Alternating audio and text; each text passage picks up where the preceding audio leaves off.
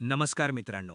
आज आपण मराठी व्याकरणातील अशा विषयाबद्दल बोलणार आहोत जो ऐकल्यावर तुम्हाला वाटेल की आपण मराठी व्याकरण शिकतोय की एखाद्या दागिन्यांच्या दुकानात आलोय. आजचा आपला विषय आहे अलंकार. भाषेचं सौंदर्य कसं वाढवायचं हे आज आपण सोप्या आणि घरगुती उदाहरणातून शिकणार आहोत. तयार आहात ना? मित्रांनो, समजा तुम्हाला एखाद्या लग्नाला जायचंय. तुम्ही साधे कपडे घालून जाल की छान आवरून, पावडर लावून आणि दागिने घालून? नक्कीच आवरून. तसंच आपली मराठी भाषा सुद्धा नटते. जेव्हा आपण म्हणतो तिला आनंद झाला, हे साधं वाक्य झालं. पण जेव्हा आपण म्हणतो तिच्या आनंदाला उधाण आले, तेव्हा भाषेचा मेकअप होतो. लक्षात ठेवा, अलंकार पाठांतर करण्याची गोष्ट नाही, ती समजून घेण्याची कला आहे. आता अलंकाराचे दोन मुख्य प्रकार आहेत. जसे घराला दोन आधारस्तंभ असतात. एक, शब्दालंकार. इथे शब्दांच्या रचनेचा आणि आवाजाचा खेळ असतो. अर्थापेक्षा नाद महत्वाचा. दुसरा, अर्थालंकार. इथे शब्दांच्या अर्थाचा आणि कल्पनेचा खेळ असतो. इथे दोन गोष्टींची तुलना केली जाते. परीक्षेत सर्वाधिक प्रश्न याच प्रकारावर येतात, सो लक्ष द्या. शब्दालंकार, नादाची जादू, साऊंड प्ले. शब्दालंकारात तीन हिरो आहेत. एक, अनुप्रास. एकाच अक्षराची सारखी पुनरावृत्ती. उदाहरण, काकूने काकाच्या कपाटातील कागद कात्रीने कापले. काय, जीभ अडकली ना? दुसरं, यमक. शब्दांच्या शेवटी येणारा सारखा उच्चार, जसा आपण कवितेत पाहतो, जावे आणि स्वभावे. तिसरं, श्लेष. हा माझा फेवरेट आहे. एकच शब्द पण दोन अर्थ. जसं, मला सांगलीला येतेस का? आता यात सांगली हे गाव पण असू शकतं किंवा सोबतसुद्धा. गुगली आहे ना? अर्थालंकार, तुलना हाच खरा आत्मा.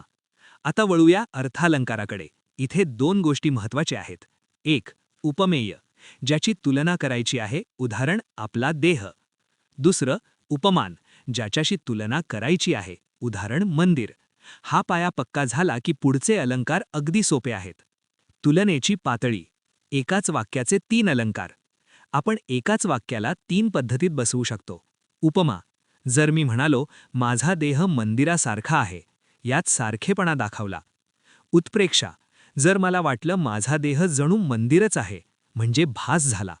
रूपक, जर मी थेट म्हणालो माझा देह म्हणजे देवाचे मंदिर, यात दोन्ही एकरूप झाले. फरक समजला ना? सारखा, जणू आणि थेट. लपवा छपवी आणि अतिश्रेष्ठत्व. आता थोडे ड्रामा असणारे अलंकार पाहूया. अपणहुती, म्हणजे मूळ गोष्ट लपवणे. हा आंबा नाही, साखरच आहे, म्हणजे आंबा असूनही आपण त्याला साखर म्हणतोय. दुसरं, व्यतिरेक, म्हणजे फुशारकी मारणे. अमृताहुनी गोड नाम तुझे देवा. अरे बापरे, अमृतापेक्षाही गोड, म्हणजे उपमेयाला उपमानापेक्षा श्रेष्ठ ठरवलं. अनन्वय, ज्याची तुलना फक्त त्याच्याशीच. कधीकधी एखादी गोष्ट इतकी भारी असते की तिची तुलना कोणाशीच होऊ शकत नाही. उदाहरणार्थ, ताजमहल एक जगती, तोच त्याच्या परी. किंवा साध्या शब्दात सांगायचं तर आईसारखी आईच. विषय संपला. No competition. संभ्रमाचे दोन अलंकार, ससंदेह आणि भ्रांतिमान. इथे विद्यार्थी नेहमी कन्फ्यूज होतात, पण ही ट्रिक लक्षात ठेवा. ससंदेह, मनात फक्त शंका आहे. हे दोरखंड की साप? तुम्ही काहीही केलं नाही, फक्त विचार करताय. भ्रांतिमान, इथे तुम्ही शंका खरी मानून कृती करता. जसं भुंग्याला वाटलं पळसाचं फूल म्हणजे पोपटाची चोच आहे आणि तो त्यावर जाऊन बसला. पोपटाच्या नादात भुंग्याचा पोपट झाला. जीवनाचे तत्वज्ञान, दृष्टांत आणि अर्थांतरन्यास. हे अलंकार आपल्याला शहाणपण शिकवतात. दृष्टांत, एखादी गोष्ट पटवून देण्यासाठी पुरावा देणे. जसं संत तुकाराम महाराजांनी राजहंसाचं उदाहरण दिलंय. अर्थांतरन्यास, एखाद्या विशिष्ट प्रसंगावरून एक म्हण तयार करणे. जसं संकटकाळी मित्राने मदत नाही केली तर आपण म्हणतो, कठीण समय येता कोण कामास येतो. कल्पनेची भरारी, सत्याचा आभास. आता थोडे साऊथ इंडियन मूव्ही स्टाईल अलंकार पाहूया. विरोधाभास, जरी आंधळी मी तुला पाहते. आंधळी व्यक्ती पाहू शकत नाही, पण प्रेमात हा विरोधाभास चालतो. अतिशयोक्ती, फेकाफेकीचा बादशाह. दमडीचं तेल आणलं, सासूबाईंनी नहालं आणि उरलं त्यात उंट पोहून गेला. उंट, आणि तो पण एका दमडीच्या तेलात? अशक्य. सजीवतेचा भास आणि हुबेहूब वर्णन.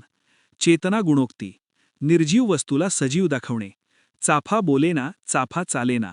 चाफाकरी बोलतो का, पण आपण त्याला माणसासारखं वागवलंय. स्वभावोक्ती, एखाद्या प्रसंगाचं किंवा प्राण्याचं जसं आहे तसं वर्णन. गणपतवाणी विडी पिताना काडी कशी चावतो याचं हुबेहूब चित्र डोळ्यासमोर उभं राहतं. वळणदार बोलणे, थेट न बोलण्याची कला. आपल्याकडे टोमणे मारण्याची जुनी सवय आहे. अन्योक्ती म्हणजे लेकी बोले सुने लागे. विंचवाला उद्देशून बोलायचं, पण टोमणा आमदाराच्या माणसाला लावायचा. पर्यायोक्ती, सरळ न सांगता फिरवून सांगणे. तो तुरुंगात आहे ऐवजी तो सध्या बिनभाड्याच्या खोलीत राहतो, असं म्हणणं. सार, एका पाठोपाठ एक घटना घडत जाणे.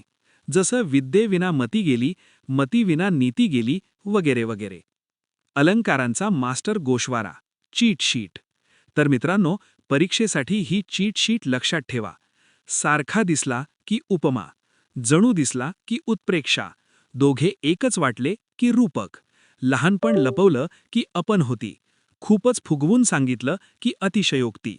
हवा तर याचा स्क्रीनशॉट काढून घ्या.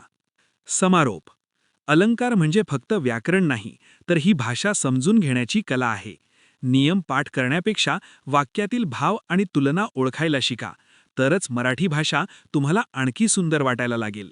व्हिडिओ आवडला असेल तर लाईक, शेअर आणि सबस्क्राईब नक्की करा. पुन्हा भेटूया पुढच्या लेक्चरमध्ये. तोपर्यंत अभ्यासात रहा आणि आनंदी रहा.